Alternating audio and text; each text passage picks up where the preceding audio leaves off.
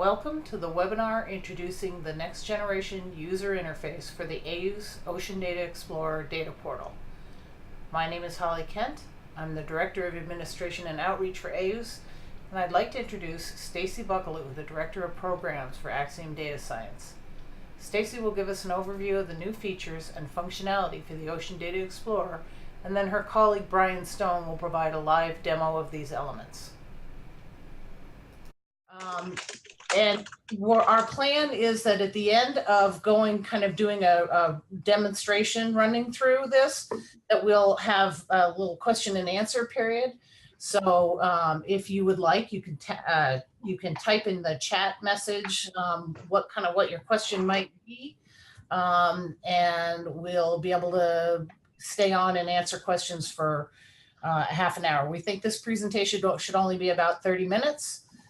But we will have another at least 30 minutes for question and answer. So Stacy, let me turn it over to you, and I need to figure out how to share.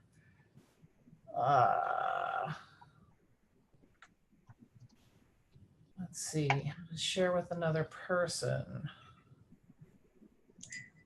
No, that would be sharing my screen. Make host.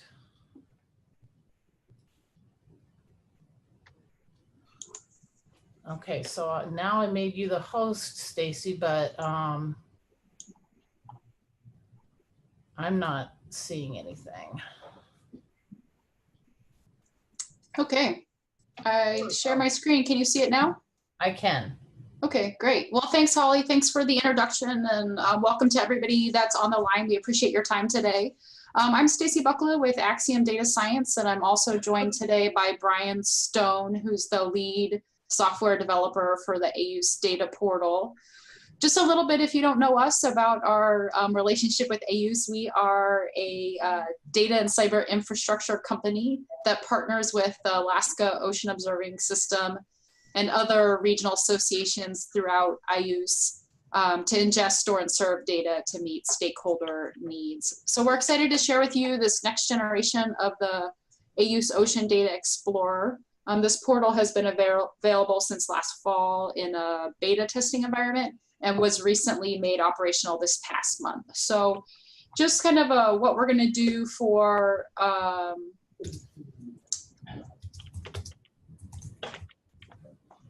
today. Let's see if I can advance my slides here.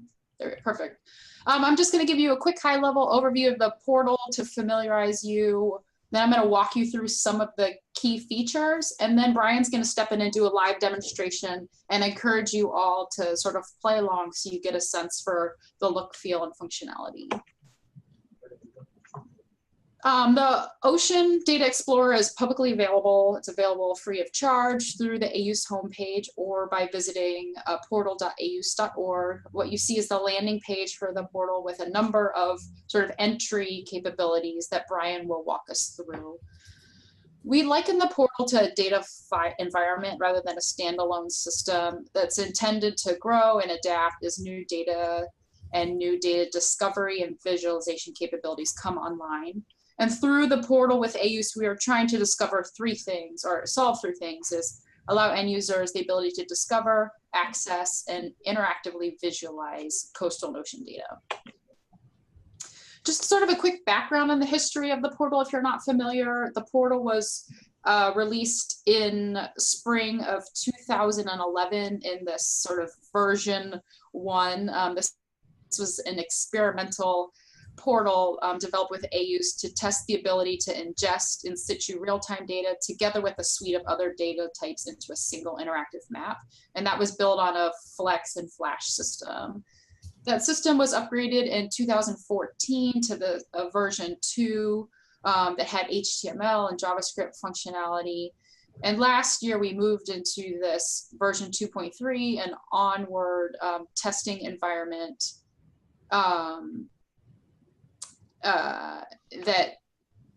sorry, Holly, you just dropped off. Is everybody still on the line? I can still hear you. Okay, perfect. I just saw that the screen went away. Okay, perfect.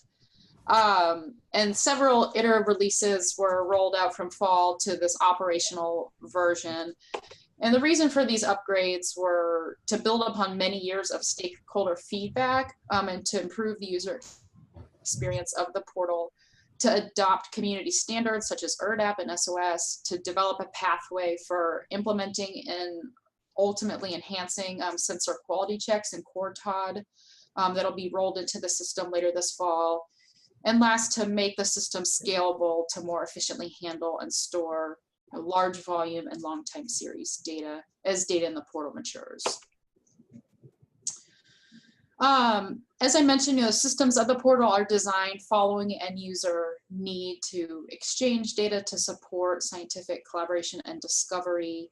Within the portal, we're offering a suite of capabilities, including data access both directly for download or access from interoperability services, visual and dynamic interaction with data, including some new features such as custom compilations of data using data views or dashboards that offer state saving and sharing features that you'll see more of.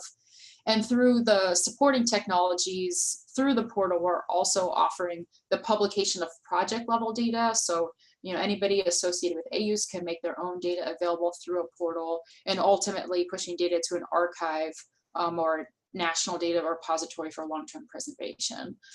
Within the Ocean Data Explorer, users have access to over 2,000 unique data layers, 1,500 in situ sensors reporting 35 different data parameters from over 20 data sources that amounts to about 5 million in situ observation sensors per week. So quite a large volume of data.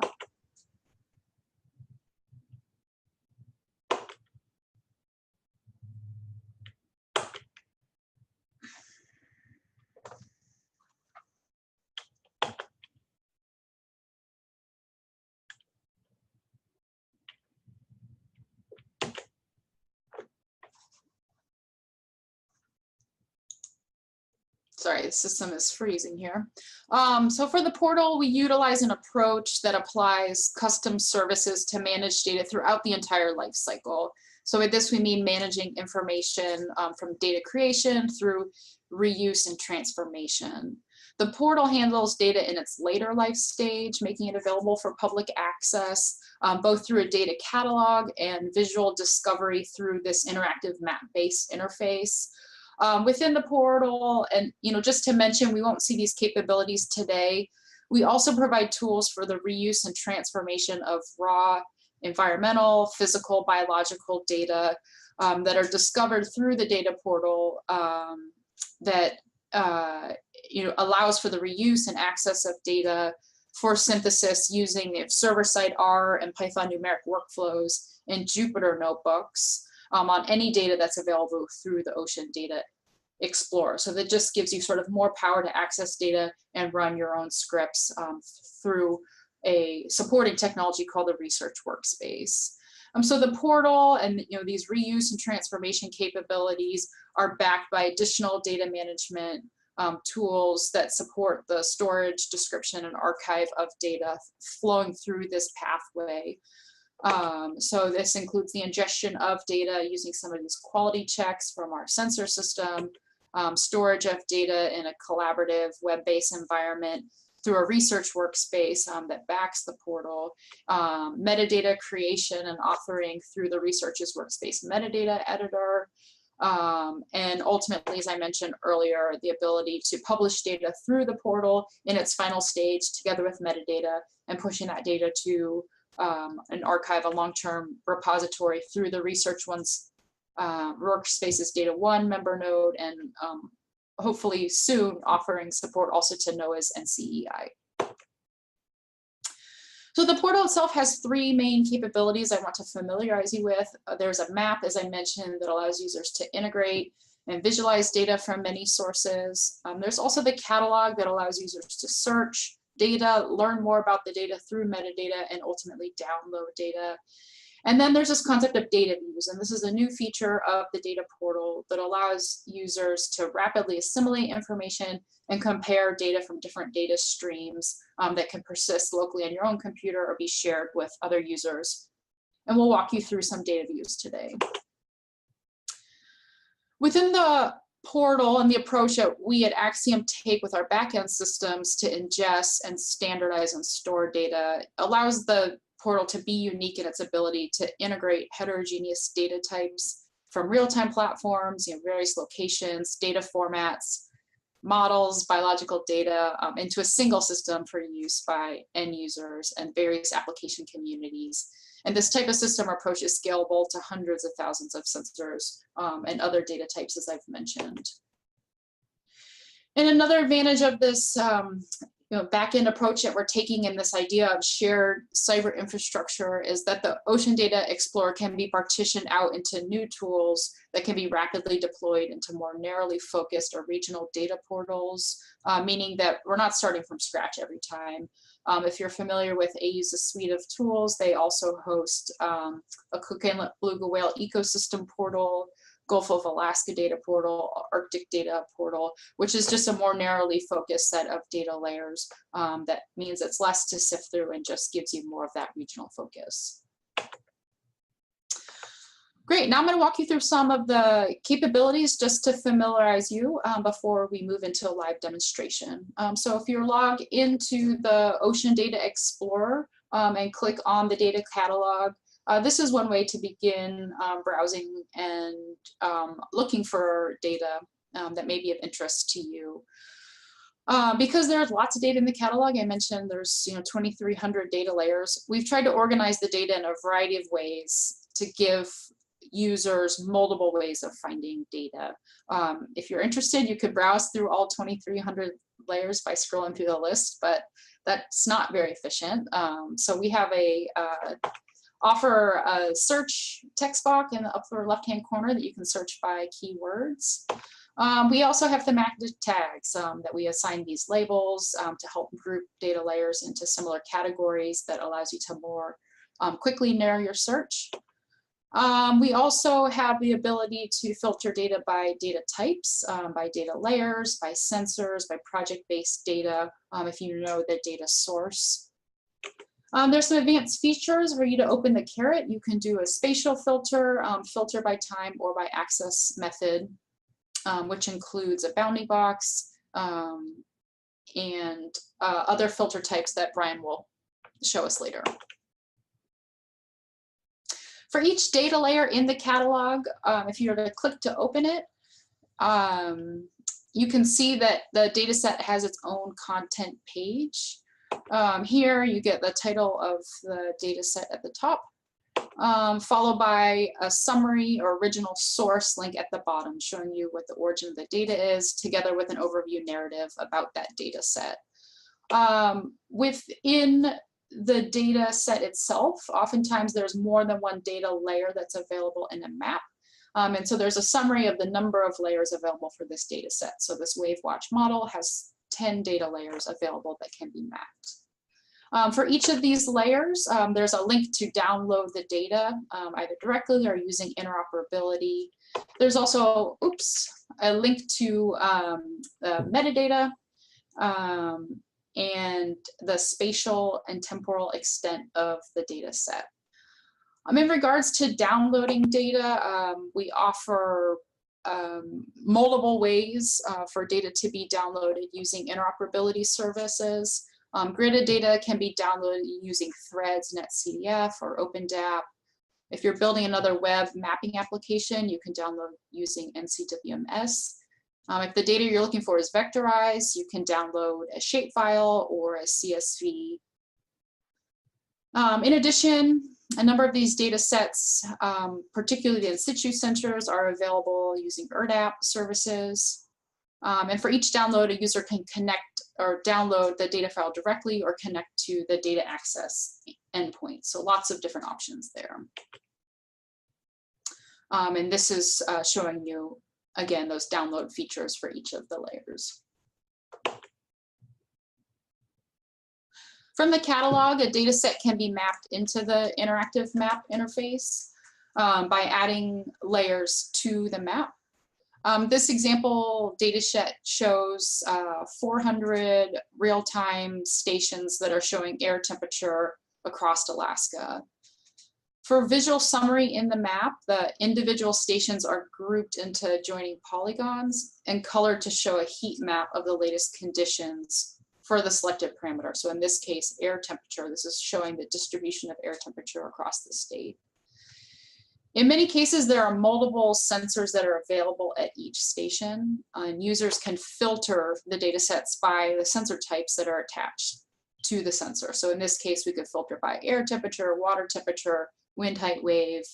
There's a number of sensor types that are available. You can also filter by source provider. For example, if I wanted to look at just AOOS data assets or NOAA data assets, I could hop directly to those. Or if I know the name of the station or a regional location, for example, Ketchimak Bay, I could type that into the text box to help narrow my search. Because the map is interactive and we're displaying data across a long time series, you can use the time slider to scroll data back through time. In this case, there's data dating back to 1978. Additionally, for sensors that are at depth, perhaps in the water column, you can filter as well by depth to filter down by stations that are below the water surface. Within the map, you can hover your mouse over the polygon to see the latest real-time conditions for the selected parameter. So again, in this case, real-time air temperature and when that last observation was taken. Because the map is a bin aggregate, more than one station may be available. So here we're looking at the real-time conditions, but it's telling us, because we're hovering over a bin, that there are actually 3 stations there. The number of stations within that hex are shown and are summarized by provider. So here we're looking at 2 NDVC stations and 1 SNOTEL station within that bin.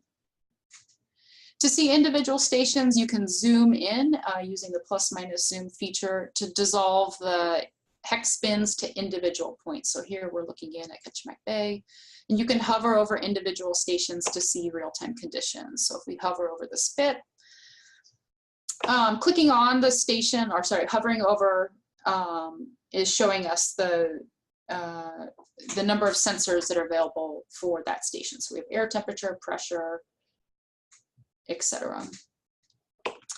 Clicking on the station will open a data chart for that station that shows the entire data time series, including the mean values, min-max values that are displayed on the mouse hover. And charts for the station for individual sensors can be selected by using the drop-down menu. So here we could toggle between air temperature, barometric charts to see the various data. The slider bar can be used again to zoom the chart into smaller time intervals, or custom data applied by custom dates can be applied using a date bounding control, so you could narrow the time search. And here you can also download the data, navigate to station or source metadata pages, or customize the chart legend. So lots of different options to customize your view. I mentioned that in the data portal, there are a suite of different data types that are available. At any time, you can revisit the catalog to add additional layers to the map. So effectively starting to stack data types together. Key terms can be applied using the search bar at the top, or in the upper toolbar, you can navigate back to the catalog to queue additional layers into the map. So here's an example just to show you some of the capabilities of being able to stack different data types together. In this example, there's more than one data layer added to the map. We have a long time series fish catch data from the basis surveys in the Bering from 2002 to 2015. Individual catches of species are summarized into adjoining polygons. So here we have applied this hex bin to help group the catch and get a sense of distribution of catch across the area. Together with that data layer, we've added a global sea surface temperature model, which is showing us the background color. I can use the filters to explore different measurement types or data categories. I can mouse over a polygon to get the normalized count in that area. And because this is a heat map, I can easily identify trends in the data and zoom into areas that might be particularly interesting. And to do this, I can apply, there's a polygon tool that can be used to draw a polygon around the area of interest and generate a summary chart of those conditions. So by using the polygon, I can create a histogram here that shows the distribution of species count across time within that area. A limitation of the earlier version, the 1.0 version of the portal, was that the ability to visually explore more than one data layer didn't occur, other than sort of just visually looking at the data.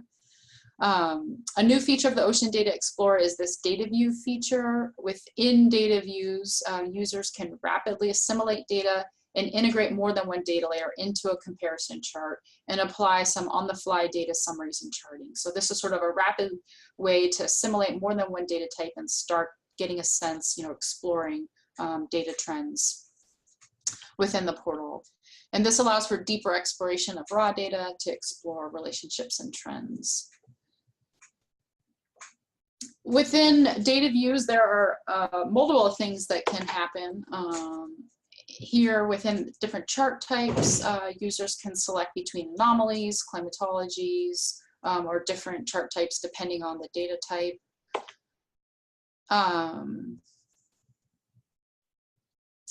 There's also ability to time bin the data. So here the data is automatically binned by season, but we can bin by month, by week, by day. Again, there's this time slider. We can move charts around through time, and ability to customize the individual charts or time settings using the gear feature icon.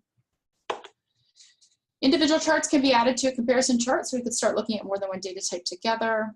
And there's similar features here to scale and group the data and to adjust the time binning and customize chart types.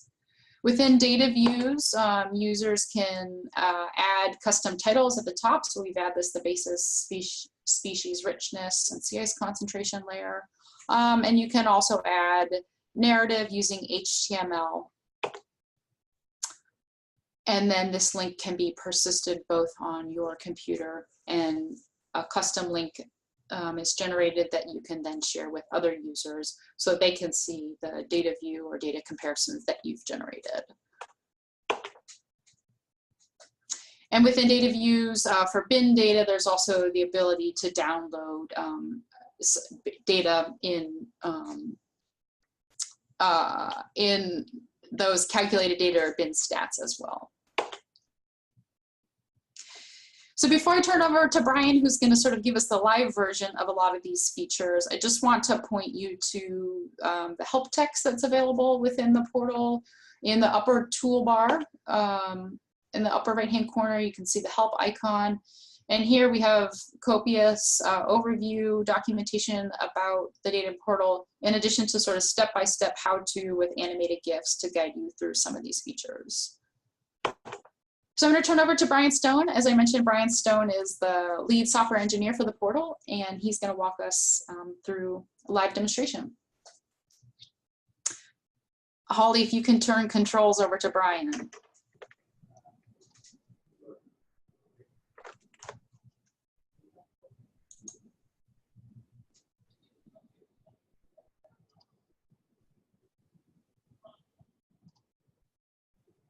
All right. I don't think I have control yet.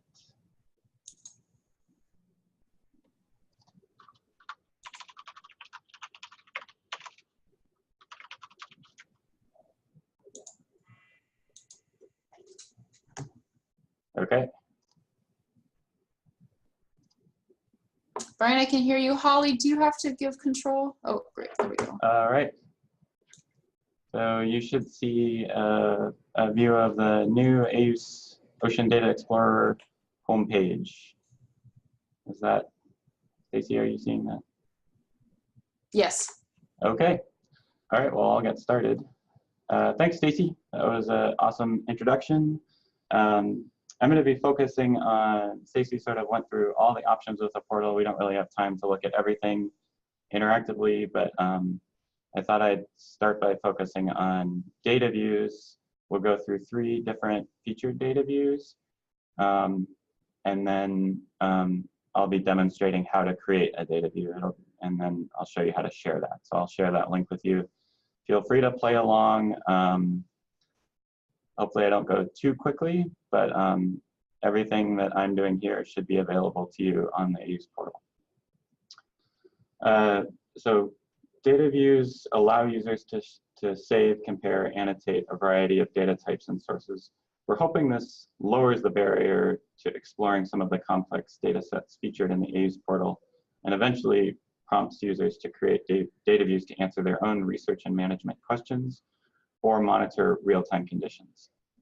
Data views were created in response to user feedback from the AOOS user community, along with IOOS and other IOOS regions. Data views are available in the top bar under data views, or on the front page. We've sort of given a nice little intro to each one. So I'm going to start with the blob. This data view looks at the blob. This is a large mass of relatively warm water in the Pacific Ocean between 2014 and 2016. In this case, we're looking at sensor data around the Gulf of Alaska and the Aleutians. At the top, there's a quick explanation of what the blob is, along with links to other resources and additional data and metadata from the featured stations. So we've linked to the Wikipedia page, along with a AOOS-led blob tracker, a blog that's sort of tracked the evolution of the blob and where it's at throughout time. So you can get a lot more background information there.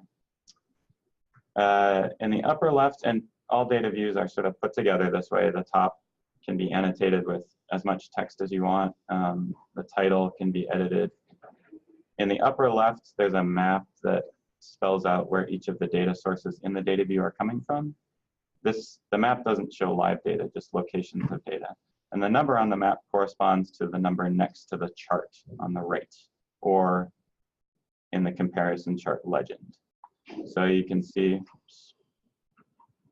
that the one here, if I hover over it, it says it's the Unalaska NOAA station. There's a 1 next to the chart in the upper right. So on the right side, featured data feeds are displayed. We've selected to show anomaly plots for this data view to highlight the warming trend associated with the blob. At the Unalaska station at the top, a warming period is clearly shown between 2014 and 2016, and that's on the right side here where I'm hovering. Time series data is binned into days, weeks, months, seasons, or years to enable quick exploration. Default time binning is selected based on the time span shown. I can use the time slider to change the start and end times or select a relative time span. So I'll start by zooming using the time slider. And as you can see in the gray bar above the chart where it says time bin, as I zoom in, that changes. And data, right now I'm looking at months and now weeks. And that's just using the default time binning. I could also select a different bin, and that would stick. So as I zoom out, things are going to get a little slower if I've been on weeks for the whole time series, but I can if I want to. I'll switch back to auto. The gear that Stacy was talking about, I can use the calendar to select exact time periods, or I can select a relative time period from the end of the data set. So this is showing the past 5 years. I can show the past year. I'm going to switch back to the full time series though. By hovering over the time series, I can learn more about each time bin. So since we're looking at the blob, this is sort of the most anomalous time period, which was winter of 2015. On hover, it's showing that the data set mean for water temperature for this data set is 38 degrees Fahrenheit. For the winter of 2015, the period mean is 41.9, almost 42 degrees Fahrenheit, showing an anomalous rise of 3 degrees Fahrenheit, 3.3 degrees Fahrenheit. And I can, scrub around and find out as much as I like. Other types of charts that are available here are a statistical time series. Again, I can zoom in and out. Data is rebinned as I zoom in and out. This is more of a traditional time series, although it is showing the climatology along with the mean data. I can turn those features on and off here under the legend. Or I can select the climatology. And this is a nice way to look at the blob also. I can switch to 2015 and see some warming periods, particularly in the winter. 2014, again, the winter appears to be a lot warmer. 2016. Scrolling down, there are a couple other sensor time series, and then at the bottom, we featured the GAC1 mooring. The GAC1 mooring has data available at depth, so a curtain plot is displayed by default. I can filter on time and depth and mouse over the chart to get more data. So if I zoom in on our time period of interest, right now we only have data up until March of 2016, but you can start to see that there's each cycle there's a warmer period deeper and deeper. And I can explore that. If I'm just interested in the top 100 meters, I can zoom like this. Each depth measured is also available as an anomaly chart, a climatology, or a statistical time series. So I could look at the anomaly just at 20 meters, just at 30, and on down. And you can see that for at least the depths that I selected, this time period does show a warming trend. The next data view that I'll look at, I'll go back to the front page and look at Bering Sea fish biodiversity. Actually, in this case, I'll show that you can use the data views dropdown. This data view compares species richness derived from the basis fish catch surveys conducted in the Bering and Aleutian region with water temperature in the Bering Sea. The large polygon on the map shows where we've selected basis data from. The 2 on the map shows where we pulled a sea surface temperature time series from a gridded product, and the 3 is a NOAA sensor station at St. Paul Island. So this polygon here corresponds with the richness time series here on the right. Sea surface was pulled near the 2. The real-time sensor is pulled from the 3 there on St. Paul Island. This top chart is an example of biological diversity time series, and we've used a box and whisker plot to display this data. Again, data is binned on time. We go down to days in this case, up to years, and in some cases to 5 or 10 year blocks if it's a really long time series. On hover, I can learn more about the time period of interest. And again, I can zoom in and out. We also offer an envelope time series. This can be nice for comparison if you're comparing multiple biodiversity data sets with one another. Scrolling down, again, we're showing an anomaly plot to show periods of interest. Again, the blob is visible here, although this is a little north of where we think of the blob being. So this is the gridded sea surface temperature product. And then this is the sensor station. I'm going to zoom back up to the basis fish catch data just to show quickly that downloads are available. At the bottom here, raw data is available as a CSV, shapefile, or JSON. And then we're offering the calculated data. I can click on this to download, or I can bring it up and inspect what I've looked at. If I go back to the chart and change the binning time period and then bring this back up, then I'll see the new bins as they were calculated.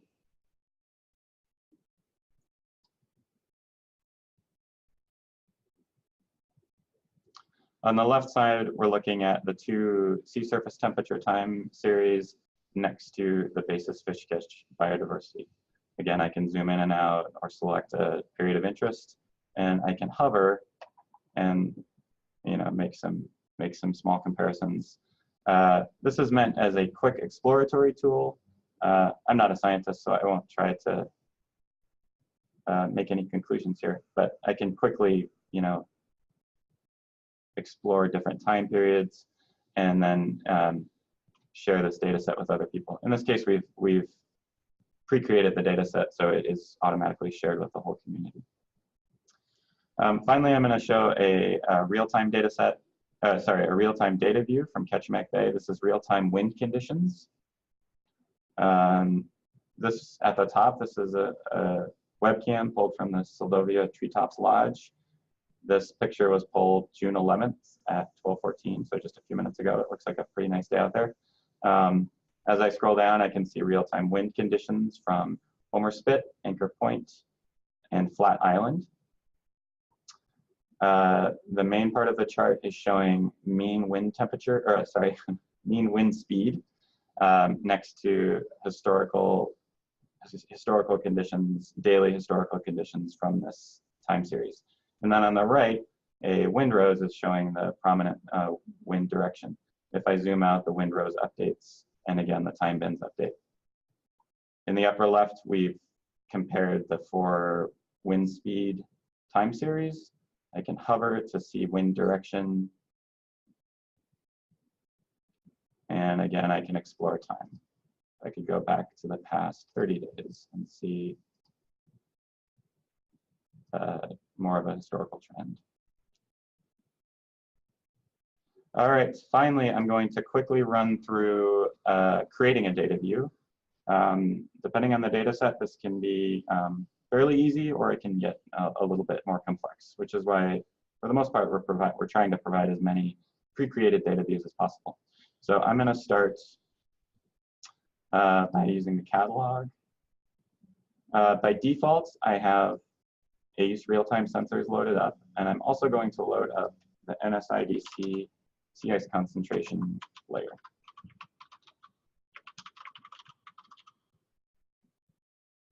When I click on that result, I get a metadata view.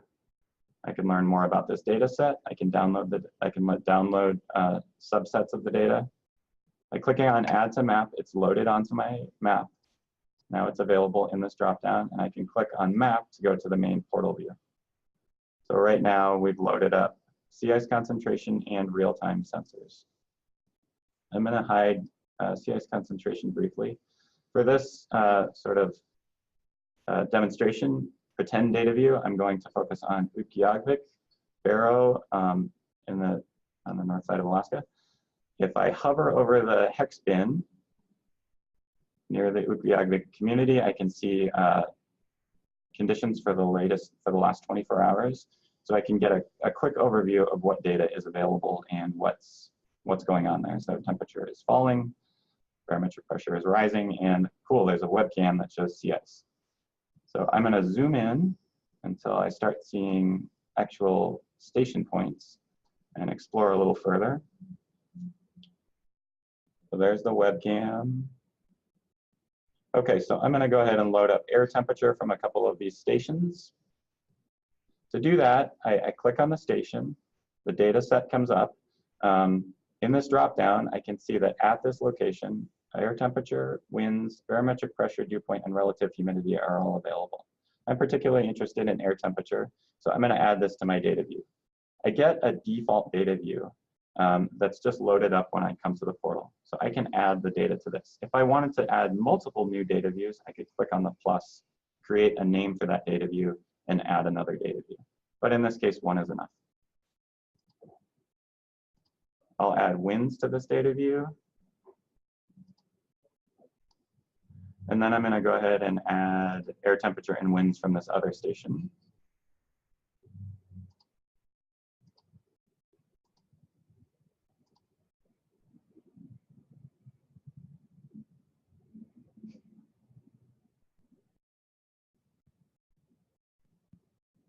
There seems to be a hiccup on winds here. So I'm going to skip winds at that station and skip straight to the webcam. And I'll add that to the data view also. You'll notice that when I click on Save to Data View, I don't get a comparison checkbox for data view, and that's because we don't have a comparison interface for webcams. You can just look at them one at a time. Okay, so I'm quickly going to demonstrate adding sea ice conditions to this data view. So I'll turn sea ice concentration back on. This is the NSIDC sea ice concentration layer. And I'm going to go ahead and change the palette to something more appropriate. And auto set for data in view. So now we get a little bit better palette. Okay, I'm interested in this area right here, right next to Utqiagvik. And so that's the cell I'll click on. And a time series of sea ice at that location will load up. So by default, it's going to show me real-time conditions, meaning the last week or so. But I could look back as far as I want, all the way back to 1978. I'm going to switch back to real-time data. That's the shortcut there. And add this to the data view also. Now I can click on the default data view there within the data view interface, or I can go up to data views and click on defaults, browse to the data view. So now I can see sea ice concentration, my webcam, the air temperature, wind temperature from the two stations that I selected. And if I want to, I can create a quick comparison chart. So I'll compare air temperature with sea ice concentration. And I can zoom back in time and look at all kinds of different things. But for now, we'll keep it at real time. I'm going to go ahead and add one more data set to my data view, and then we'll open it up for questions. I wanted to show a quick shortcut for adding data to the map. From the map view, I can search for a data set and click on the little map plus next to it. And then that data set will go ahead and load up.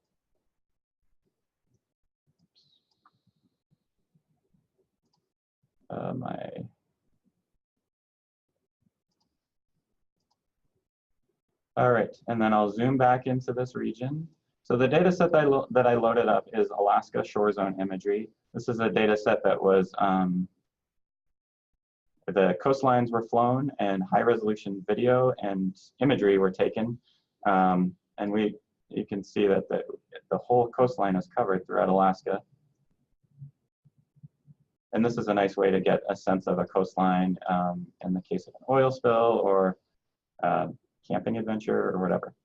So I'll zoom into this area near where the webcam is.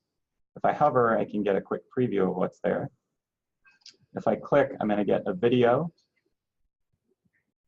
and photo display. And then this little square marker is following along where the video is. I can add this to the data view the same as the other data sets. Go back to the data view.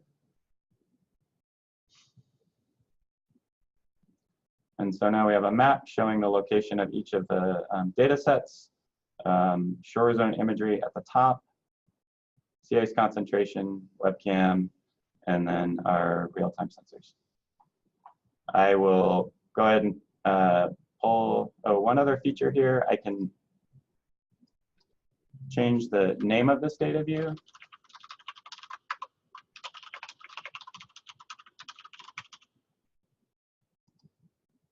And it's now called Test Data View with the description of this is a demonstration. I can click on Share. And then I'm going to share this with Stacy over IM, and maybe she can share it with the group. I'm not sure how to share it with the group from this view. So that's it for the demonstration. I'm not sure how to open it up for questions, but I think that's what we're doing now. Thanks, BJ. That was really great. So does anybody have a burning question right now? Hey, Holly, I have a question. This is Catherine Yes. Berg.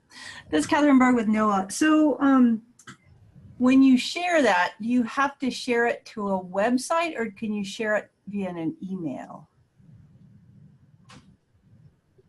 Brian? You can share it however you want. You can send it in an email. You could tweet it. You could Oh, okay. put it on Facebook. Okay. When you share it, other users won't be able to change what you've done. So they can change it on their computer, but those changes won't persist back to you. The shared state will remain the same.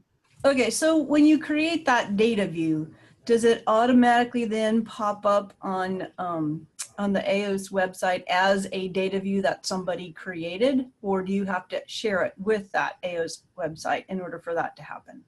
It does not automatically, it's not automatically shared with the community. Okay. It will show up in your list of data views along with the AOOS pre-created data views, Okay. but not for other users. Oh, okay. I was just curious, like if everybody started creating data views, how many? Right. Yeah. Okay. It would get kind of messy. Yeah. Thank you. Yeah. Any other questions? This is Sam Simmons really quickly. How do you get rid of a data view if you've created several that are showing up on your page when you browse? Is there a quick way to get rid of one you no longer need? Yeah. Let's see. I could, probably the easiest way is to just tell you. There's a gear on the right side that I showed at the very end for changing the name of the data view. And you can click on that and then click delete. Oh, okay. You know what? In this case, you can't delete your last data view. So this was our only data view, and your system needs to have one. If you want to clear out the data view, you can fairly quickly clear out all the data in that data view. If you create extra data views, then you can delete that data view using the gear link.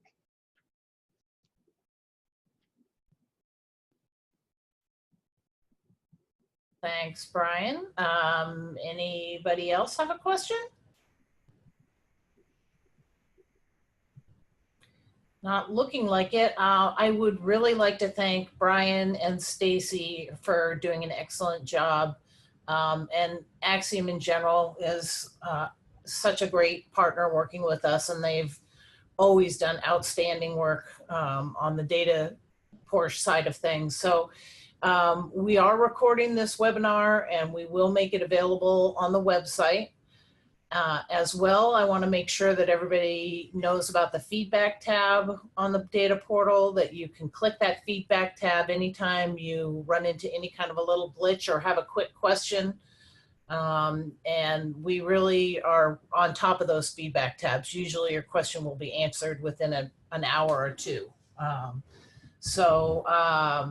Please go out and share as much of this information as you can with your colleagues. And if you have any feedback that you'd like to get directly to me, you can do that. My email is kent, K-E-N-T, @aoos.org.